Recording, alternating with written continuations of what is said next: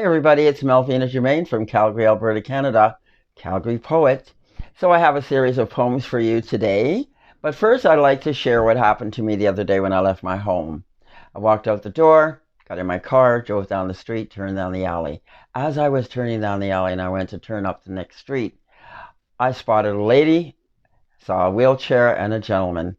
I never saw such a smile on a face. This woman smiled at me. It was dazzling. It didn't touch my mind or just my heart. It touched my soul the way she smiled. I waved, they all waved back, and it was just a really lovely scene. Just wanted to mention that so you know what it's like when you smile at another human being. You can really change their day. And she did. That really uplifted me and set me up for a beautiful day. An Awesome Dream is the poem I'm going to read for you now. Lying in a euphoric state, a tremendous heat appeared, penetrating every nerve and vein. An explosion erupted, setting the core afire, bursting into invisible flames. Yet I remained frozen, unable to move.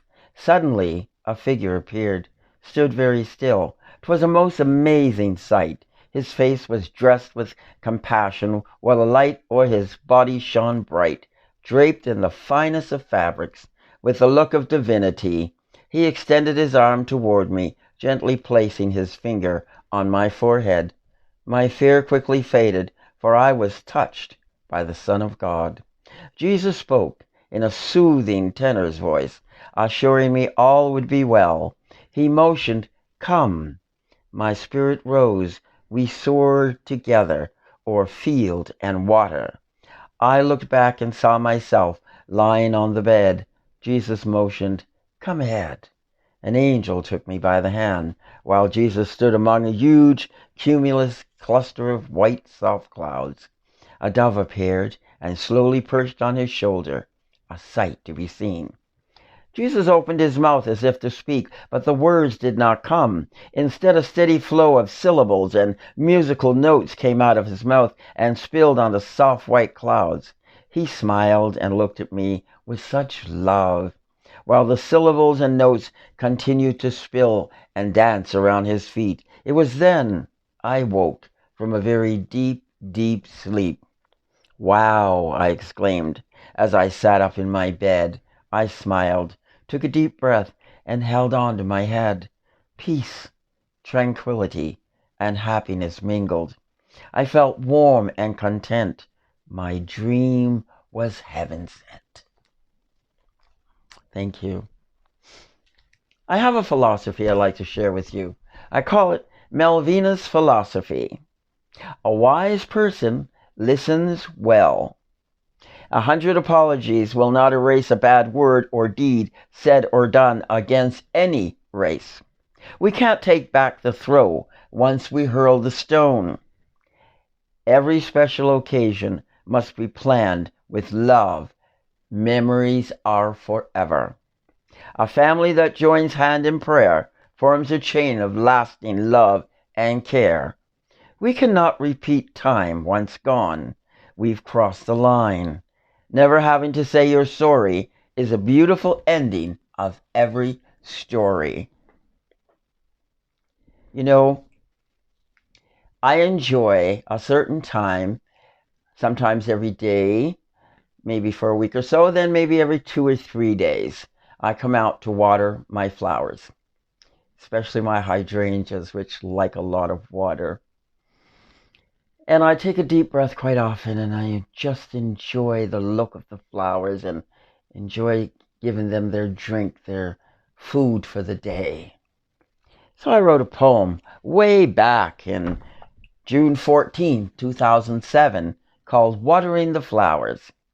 The early morning dew caressed petals of garden flowers, allowing them to hold their tiny heads toward the sky. I wore the sun as a glove this morning, covering my skin with its warm embrace, while the mist from the garden hose ever so slightly touched my legs as I watered our beautiful flowers. A sense of tranquility came over me as I stood there basking in the beauty of the day. A slight wind touched the back of my neck, and I was sure I heard a whisper say, I love you. Yes. Yes, indeed. Okay, that was nice and peaceful and gave you sort of a beautiful feeling. What gives you a bad feeling is when someone purposely goes out and spreads lies about you, says things that are absolutely untrue. It's ridiculous and it's disgusting. And what they're not thinking about, they may feel good about what they're doing because they're trying their best to make you look bad, but they're not thinking down the road what can happen to them. And I know what goes round comes round. I've seen it happen. So I wrote a poem back June 2007. What goes round comes round. I'll say it again and again. When you stab someone in the back, you'll get it back in the end. You can paint a victory smile on your face while you pierce their heart with a bitter taste. Baby, you'll receive 10 times more of the same, for you will be beaten at your own game. There's nothing for the victim to do, for the perpetrator will suffer more than you. When one chooses the cowardly way to succeed, it is apparent they are also full of greed. Now, when you want to move ahead in life, do it without using your words like a knife. Be patient. Take a seat for a short time. Soon God will move you to the top of the line. What goes round comes round. Believe it, people. It's true. Many years ago, my little granddaughter was having a baptism. She's going to be baptized, but not here in Calgary. She's going to be baptized in Vancouver. So we took a trip to Vancouver to enjoy that time and to make sure we experienced that, my husband and myself. When we arrived, we met all of the Latino family. They were absolutely beautiful. They acted like they knew us. We were there with them for a short time, but they made us feel so welcome. I just couldn't forget it. We were sitting at a huge table, and some of the young fellows came in, and as they came in, they greeted each person with a hug and a kiss. Some they shook the man's hand, sometimes they hugged them too, and it was all very warm, and it was just something I wasn't really used to. And I thought, oh, are we out of place? How are they going to greet us? Well, when they got to me, they gave me a hug and a kiss as if I was really part of the family. And so I felt very, very close then. I felt warm and comforted. My husband was happy and I was happy. They were all speaking Spanish. We didn't understand a word, but it was almost like we understood every word. So when I left, I had a really good feeling about the Latino people. So I sat down June 13th, 2007, and I penned a few words called Beautiful Latinos. Latinos, a race of beauty, put upon this earth, now in the limelight, showing all their worth, insurmountable talents, perform for the world to see, and to gaze upon their forms of elegant artistry. They can dance, they can move, they can kick up their heels. They are sexy Latin lovers, and that's very real. Look out, they have tempers like a fire dragon's blaze. When you see it, you are sure to be amazed. Large families with lots of love filtering through their homes. In certain areas, you will find no TVs or telephones. The love that resonates keeps their families alive. With constant determination, the family will strive. Coming to America, working very hard at industrial plants to sometimes construction yards. Maybe short order cooks or dishwashers too, doing whatever it takes within reason to make it through. They are fine people, proud people, strong people, yes. The number one priority is their family's best. That is so, so true. Warmth. I won't forget it. Ever. That'll be something I take with me. This next poem is called Menopause, A Change of Life. Several years ago, I had a shop, and a gentleman came in, and he'd come into our shop many times, actually. And we'd sit and we'd have a conversation, sometimes share a cup of tea. And he was very upset. He was distraught. He was sure his wife was messing around on him. And I asked many questions, as I often do, because I'm that type of person. And he answered them. And as the conversation was going on, I realized what was really taking place in his life. His wife was going through the change of life. Oh my, it's blistering hot. Please, please stop. I feel like I'm standing over a steaming pot. Beads of sweat pouring down my face. Inopportune times. Embarrassing place. I'm fed up with this inward inferno, burning, burning from the inside out. Wake during the night, soaking wet. Listless, tired, out of bed I get. How long will it last? 10 years, you say? Oh no, Lord, take this misery away. Good news, help on the way. Books and products line the shelves today.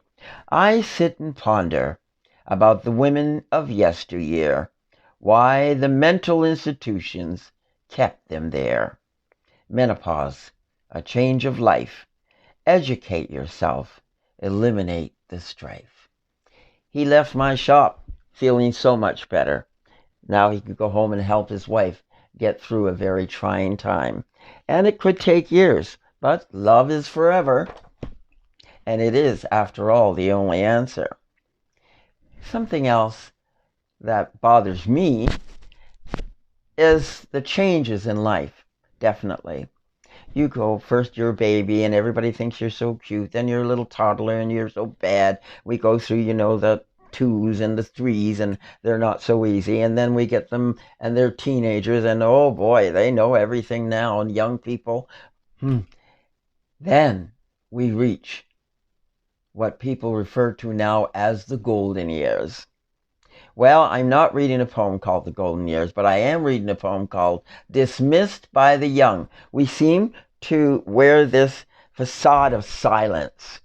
We've become silent people. Walking with a younger person, alive and well, dismissed by others as they stand to talk a spell.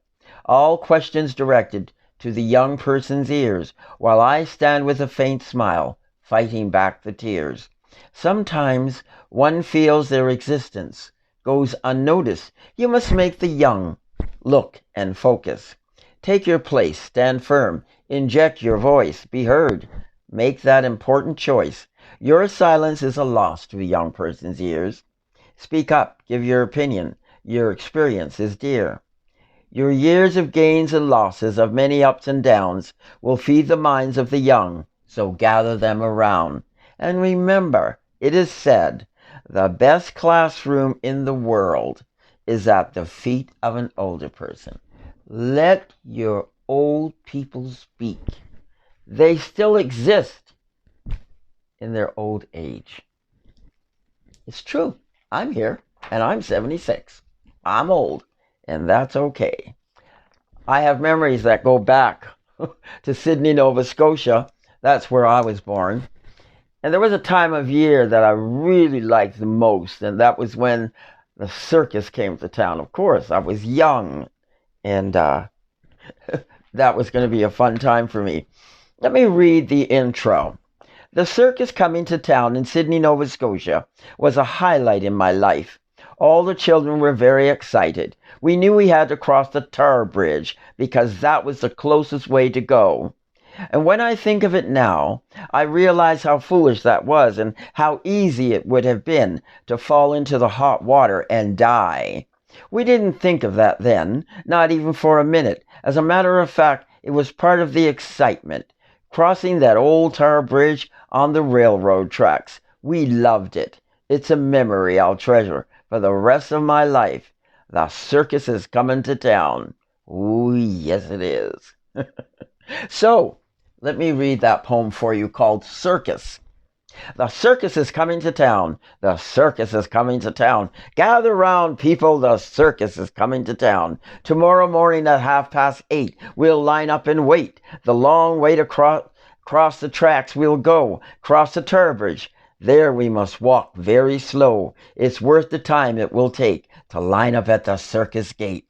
Oh, Lordy, the circus is coming to town. The circus is coming to town. Pretty girls in bright colored tights, perfect bodies, they're all right. They'll grace the high wires with elegance and flair. Oh, lookers will watch them fly through the air. Yes, The circus is coming to town. The circus is coming to town. That gave me a really good feeling reading that for you. I have a couple of fun poems that I'm going to end with. One is called As One. You see the high-heeled shoes there. Sitting in the shimmering noon sun, basking together as one, it was just you and me. Why, we were allergic to reality. You touched me, I always touch you. If only I could have been more than a pair of old shoes. Cute. I have another one called Caught in the Act. I'm sorry, it's a little bit sensual. Hope you don't mind. You took me by surprise when you picked me up, massaging my neck with such gentle strokes. You moved your hands so softly, slowly caressing my cool, naked body. You held me close to your chest and kept me warm, squeezing me oh so gently. Then placed your tongue on my lips and pressed lightly against my mouth. Bent your head back ever so slowly, all the while holding me tight in your manly, strong hands, enjoying the aroma of my sweet perfume. You open your eyes, look above, and realize there's a camera peering down on you. Now you're caught in the act of stealing a most expensive bottle of the master's fine wine. I really wanted to read that one for you. It's so cute. Wrote that one quite some time ago. I think it was 2006. I have had a lot of fun reading here today, and I'm going to end on that note, and I hope you all have a wonderful day. Thank you for listening to me today, people. God bless you.